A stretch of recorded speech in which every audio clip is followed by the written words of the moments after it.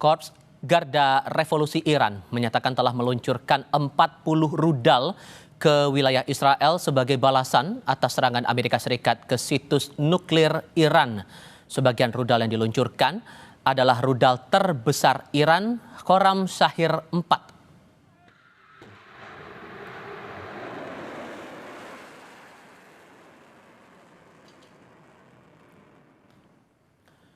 Iran menyatakan rudal Khorram Shahir 4 dapat membawa beberapa hulu ledak sekaligus.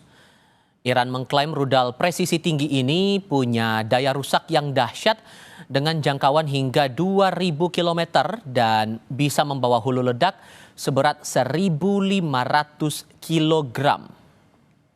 Juru bicara Garda Revolusi Islam Iran, Kolonel Iman Tajik menyebut rudal Khorram Shahir 4 ini juga baru dipakai perdana dalam perang kali ini.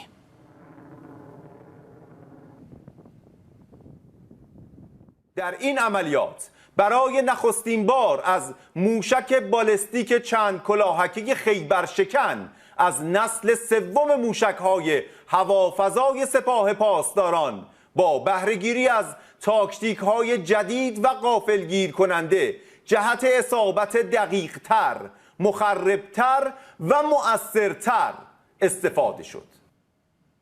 Menteri Luar Negeri Iran Abbas Araghchi mengutuk serangan Amerika Serikat terhadap 3 fasilitas utama nuklir negara itu. Menlu Iran bilang negaranya akan mempertahankan kedaulatannya. Abbas bilang peristiwa pagi ini keterlaluan dan akan memiliki konsekuensi yang kekal. Sesuai dengan piagam PBB dan ketentuan-ketentuannya yang memungkinkan respons yang sah untuk membela diri, Iran memiliki semua pilihan untuk mempertahankan kedaulatan, kepentingan, dan rakyatnya. Abbas pun meminta Dewan Keamanan PBB mengadakan sesi darurat untuk mengutuk serangan itu.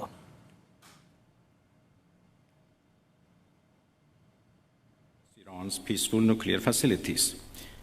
It is an outrageous, grave, and unprecedented violation of the fundamental principles of the Charter of the United Nations and international law.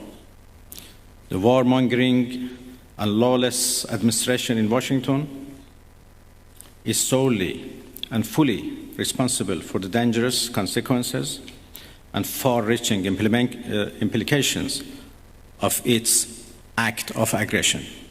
In accordance with the UN Charter and its provisions allowing a legitimate response in self-defense, Iran reserves all options to defend its security, interests, and people.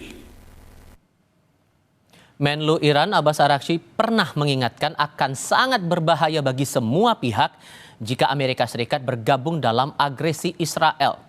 Kementerian Luar Negeri Iran juga mengklaim Amerika Serikat yang di tengah-tengah proses diplomatik yang mengkhianati diplomasi. As everybody knows, we were in the middle of negotiations with the United States, and we were supposed to meet for the 6th round on 15 June. Then all of a sudden, the Israelis decided to attack us on 13, only 2 days before the negotiations. It is obvious that they are against diplomacy. It is obvious that they don't want, a peaceful, settlement of this issue. Presiden Amerika Serikat Donald Trump mengonfirmasi serangan terhadap 3 situs nuklir Iran di Fordow, Natanz, dan Isfahan. Presiden Trump mengatakan serangan mendatang terhadap Iran akan jauh lebih besar jika tidak ada kesepakatan damai. Trump juga berterima kasih kepada Perdana Menteri Israel Benjamin Netanyahu karena sudah bekerja sama sebagai tim. Tonight I can report to the world that the strikes were a spectacular military success. Iran's key nuclear enrichment facilities have been completely and totally obliterated. Iran, the bully of the Middle East, must now make peace. If they do not, future attacks will be far greater and a lot easier. I want to thank and congratulate Prime Minister Bibi Netanyahu. We worked as a team like perhaps no team has ever worked before. Perdana Menteri Israel Benjamin Netanyahu merespons langkah Amerika Serikat yang ikut menyerang Iran sebagai keputusan berani.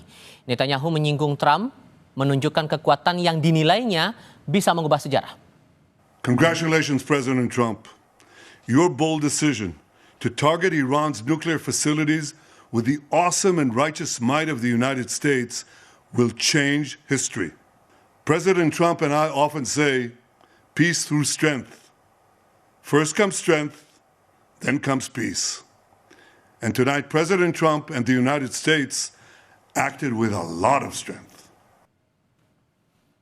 Di lain pihak, Sekjen Perserikatan Bangsa-Bangsa atau PBB Antonio Guterres prihatin dengan penggunaan militer Amerika Serikat terhadap Iran.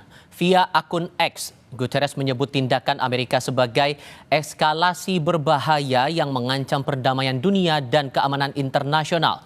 Atas konflik ini, Guterres bilang tidak ada solusi militer. Satu-satunya jalan ke depan adalah diplomasi. Satu-satunya harapan adalah perdamaian.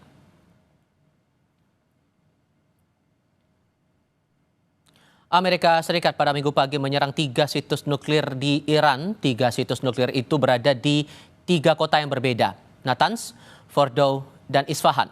Situs di kota Natanz yang berlokasi 250 km dari Teheran merupakan fasilitas pengayaan uranium terbesar Iran. Situs nuklir Fordow yang posisinya di dekat kota Qum merupakan fasilitas yang paling dirahasiakan Iran dan berada di dalam tanah. Sementara situs di kota Isfahan merupakan lokasi pusat penelitian nuklir Iran.